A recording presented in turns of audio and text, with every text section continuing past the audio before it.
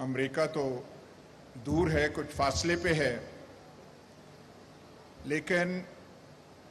جہاں سے بہت کچھ ہوا وہ تو جگہ یہاں اسلام آباد سے نزدیک ہے۔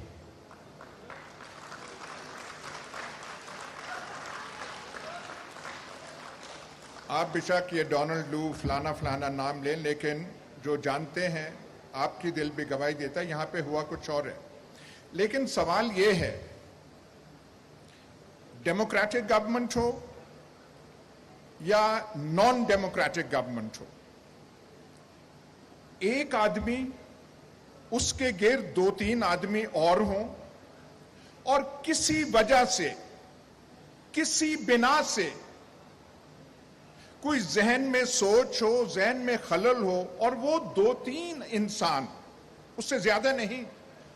فیصلہ کر لیں کہ ہم نے پاکستان کے ساتھ یہ کرنا ہے، اور وہ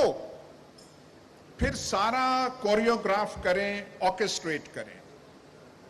یہ جو جس کا آپ نام دے رہے ہیں ریجیم چینج، یہ شہباز شریف، آصف زرداری، مولانا فضل الرحمان نے نہیں کی، یہ اعلی کار ہیں، ان کو استعمال کیا گیا، یہ ولنگ پارٹنرز ہیں، ایکسیسریز ہیں، ولنگ ایکسیسریز ہیں، کرنے والے اور ہیں۔ پوچھنا یہ بنتا ہے کہ انہوں نے ایسا کیوں کیا، ان کے ذہن میں کیا خیال تھا، کون سی ان کو ایمرجنسی آ گئی کہ ہم نے کرنا ہے۔ اب یہاں پہ آپ پاکستان کا ماحول تو آپ دیکھ لیں، یہ جو ہم کہتے ہیں کہ اسلامی دنیا کی واحد ایٹمی طاقت، ہاتھ میں ہم نے وہ تسبیحاں وہ لہرائی ہوتی ہیں ہر دفعہ،